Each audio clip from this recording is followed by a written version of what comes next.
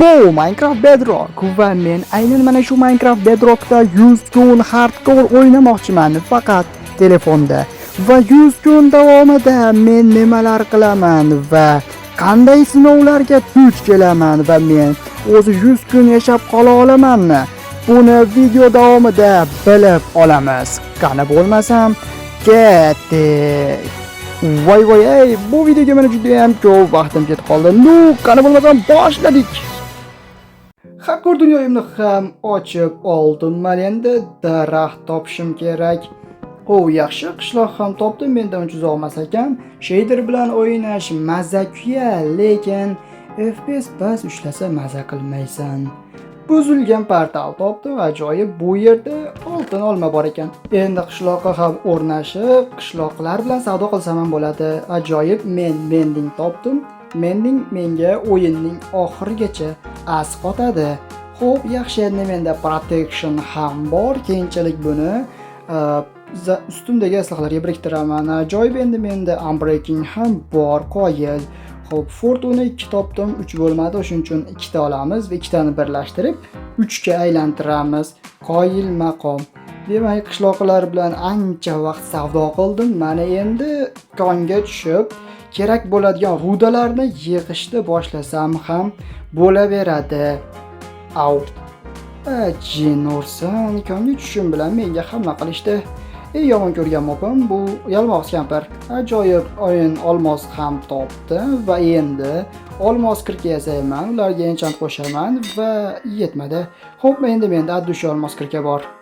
15-kunga kelganda esa olmosdan full armor set tayyorladim va bularga sehr biriktiraman. Mening anivilim qani? Jin-ursin. Xo'p, yaxshi, endi menda protection va mening biriktirilgan kiyimlar bor. Xo'p, mana shu yerga endi qishloqlar uchun addushi bitta uy quramiz. Qani? Ajoyib, mana bizning house-chamiz. Allaqachon bitdi. Qurgan uyimni buzmalaring, jin-ursin sanlarni. Qishlog'imga esa umuman qo'lda ekizma. Hali men undan foydalanganim yo'q. Ambreka olmadim-ku, jin-ursin. Bir nima qilib saqladim. Qani endi sen pastga tush demoqchi edim, ammo o'lib qoldi. Shuncha asraganim o't bo'ldi.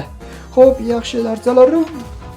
Jin ursin, creeper bo'lgan sani. Narsalarim. Shuncha kun yashadimki, lekin o'zimga tayinli bir uy qurmadim. Shuning uchun ham endi o'zimga uy quraman va kerak bo'ladigan resurslarni yig'ib qo'ydim. Va bu yerda keragidan ortig'i bilan resurs mavjud. Kam ko'sti bo'lmasligi uchun albatta. Yaxshi, mana shu yerga endi asta-sekinlik bilan uy qurishni boshlaymiz. Mana ustun ortiqcha edi, boshqalari emas, lekin hammasi buzildi. Xo'p, birinchi etaji mana shunday ko'rinishda bo'ladi. Oldi endi minorchasini quraman. Xo'p, bu yer balkon bo'ladi. Adashib qo'yib yuboribman demoqchi edim. Boshqa joylari ham buzilib ketdi. Mod menga qarshi ishlayapti. Yaxshi, uyimiz mana shunday ko'rinishda bo'ladi. Tez orada buni ham 100% yakunlayman. Va mana addushi uyim ham bitta. Endi bu yo'g'i mana shu uyda bemalol yashasam ham bo'laveradi. Xo'p, menga o'q kerak demoqchi edim, ammo bunchalik ko'p emasdi. Nega buncha ko'p o'q sotib oldim o'zi? Jin ursin. Xo'p, looting menga kerak bo'ladi. Ajoyib, endi menda baxtiyor arvoh bor, qoyil maqom. Buni suvga o'rnashtirib qo'ysak, qachondir albatta bu rivojlanadi. Fortressni ham va nihoyat topdim va menda birinchi blade rotimni qabul qildim. Ajoyib. Jin-ursin, tepaga hozir olovda qovurilgan tovuqqa yana qolasan, jin-ursin.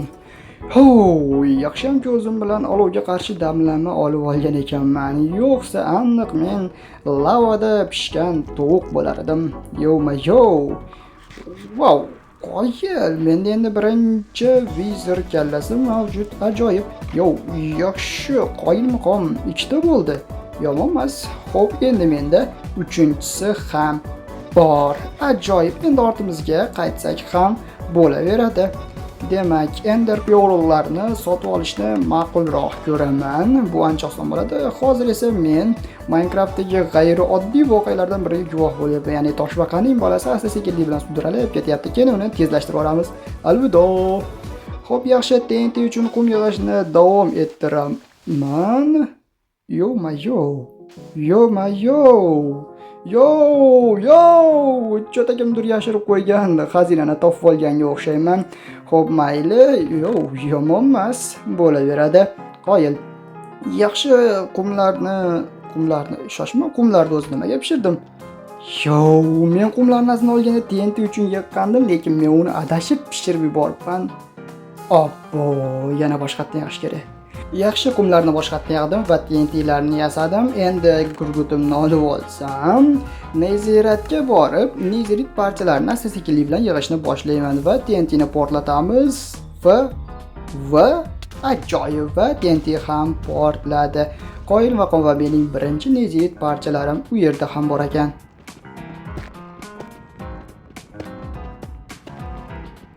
Ot 8 Nezirit parchasini yig'ib qo'ydim, lekin Nezirit updata bo'lmasa, Neziritlarni keragi yo'q. Shuning uchun ham basini qidira oxiri ham topdim va endi menda Nezirit updata ham bor. Xo'sh, bularni ham olib ketaveraman. Qaysidir kuni menga asqotadi. Yaxshi, keyingi sandiqda ham yomon emas, Neziritlar ham bor ekan va yana bitta Nezirit updata. Xo'p, bu oltinlarni ham olib ketaman. Baribir ham chang bosib turibdi. Xo'sh, Nezirit updatani ko'paytirish uchun menga ko'proq olmos kerak bo'ladi. Shuning uchun ham qazimasam bo'lmaydi va mana shuncha ruda yig'ib chiqdim va endi bularni hammasini fortuna orqali buzamiz. Xo'sh, yaxshi, mana shuncha rudalar tushdi. Endi menda Neziritdan full branya va aslahalari mavjud do'stlar. Qoyil maqom 68-kunga kelganda shunday narsalarga erishdim va endi Ender Drakonni o'ldirish uchun yo'l olsak ham bo'ladi. Qoyil, mana shu tomonga qarab harakatlanamiz. Xo'sh, qishloq mendan hech qancha uzoq emas ekan. Tez kelib tursam ham bo'ladi. Demak, mana shu yerga tushib ketamiz. Qani go. Trial Chambers bilan Stronghold birlashib ketgan ekan. Yomon emas. Xo'sh, demak, menga bitta yetmay qoldi. Mayli, ortimga qaytishimga to'g'ri keladi. Holbuki uyimga kelgan ekanman. Streamlarimni ham biriktirib oldim. Mana endi chiroyliroq ko'rinadi. Yaxshi, bitta olib keldim va nima? Hozir nima qilib qo'ydim? Chin ursin uni. Men uni otib yubordimmi? Yo. Voy, hammayli. Agarda bu hardcore dunyoyim bo'lmaganda, kreativda olardim, ortimga qaytaman. Bu safar o'zim bilan ko'proq olib keldim, yana otib yubormaslik uchun. Yaxshi, endi menda Ender Drakonning olamiga chiptam tayyor. Demak, birinchi o'rinda men Ender Drakonning kristallarini parchalayman, chunki bu kristallar unga qayta jonni yuklayveradi va men behudadan harakat qilaman. Demak, kristallarni sindirgandan keyin albatta Ender Drakonni o'zini yengishga o'tamiz. Qani, har doimgidek uchib ketdi. Og'ayni, ozgina sabr qilsang, men seni bunday azoblardan qutqaraman. Deb mendan kalta yeyavermaysan. Ozgina sabr qil va tayyor. Ajoyib. Ender Drakon ham 70-kunga kelganda mag'lub bo'ldi. Qoyil maqom. 70-kunga kelganda men o'yinni tugatdim, lekin maqsad 100 kun yashash, shuning uchun o'yin davom etadi. Xo'p, endi navbat NCTga va NCTdan o'zim kerak bo'lgan narsani, ya'ni elitrani olaman va elitrani ham oldim, короче. Va endi unga mendingni va unbreakingni biriktirib qo'yaman va navbatdagi bossni yengishga o'taman. Короче, bu Wither. Lekin Wither, Bedrockning Wither'i Javaga nisbatan iflosroq bo'ladi. Shuning uchun ehtiyotroq bo'lib kurashamiz. Xo'p, lekin baribir ham men uni yengaman. Witherning ham joni yarimdan oz qoldi. Yo, chin ursin. Wither qanchadan beri kalla qo'yishni biladi. Yaxshi, Wither ham oxiri mag'lubiyatga uchradi. Chin ursin, o'rin olmay tursancha, gapni gapir olay. Xo'p, mayli, endi menda Nether yulduz ham bor. Ajoyib. va endi navbat sopaxonlar bilan dushiy savdo qilishga va men buning uchun anchagina yog'och yig'ib qo'ydim va ular bilan savdoni bosamiz va mana mayoq ham o'rnatildi do'stlar. Qoyil maqom, lekin bunga anchagina izumrudim ketib qoldi, lekin xo'p, mayli chiqsa yo'q, umuman endi ozgina dekoratsiya haqida ham qayg'uramiz, chunki chiroyli bo'lsa yaxshiroq ko'rinadi. Ha, bu ko'zalarni men Trial Chambers'dan oldim, lekin hali beri u yerda hujum uyushtirganimcha yo'q, prosta kirib turib ko'zalarni oldim-da u yerdan ketdim. Xo'p, dekoratsiyani ozgina rivojlantirgandan keyin ehtimol Trial Chambers'ga ham urishamiz. Do'stlar, videoni shu joygacha ko'rgan ekansiz. Yo'q, albatta ko'rasiz-da, axir video 15 minut bo'lgandan keyin. Aslida olganda bu video naqd 25 soatga cho'zilib ketgan. Siz hech 25 soatlik video necha gigabayt bo'lishi haqida o'ylab ko'rganmisiz? Men o'ylab ham his qilib ham ko'rdim. 25 soatlik video naqd 82 gigabayt bo'ladi. Va bu kichkina raqam emas. Shuning uchun videoga like bosing va kanalimga obuna bo'lishni ham unutmang. Albatta meni qo'llab-quvvatlash uchun. Aytganimdek, mana endi Trial Chambers'ga ham hujumni boshlaymiz. Maqsad prosta tak bu yerda ham urishish va bu yerdan tushish mumkin bo'lgan lootlarni qabul qilish. Yaxshi, endi bularni ochsak, ajoyib, Floor Armor Trim. Aynan men yoqtirganimdan, mana shuni boshqalardan ko'ra ko'proq yoqtiraman. Qoyil maqom.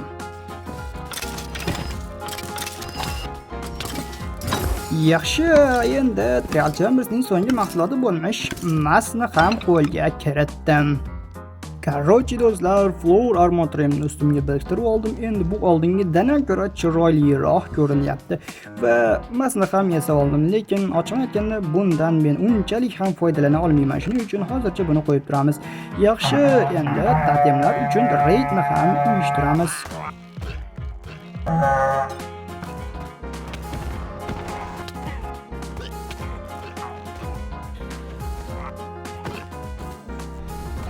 Raid ham muvaffaqiyatli yakunlandi va endi menda 5 ta totem bor.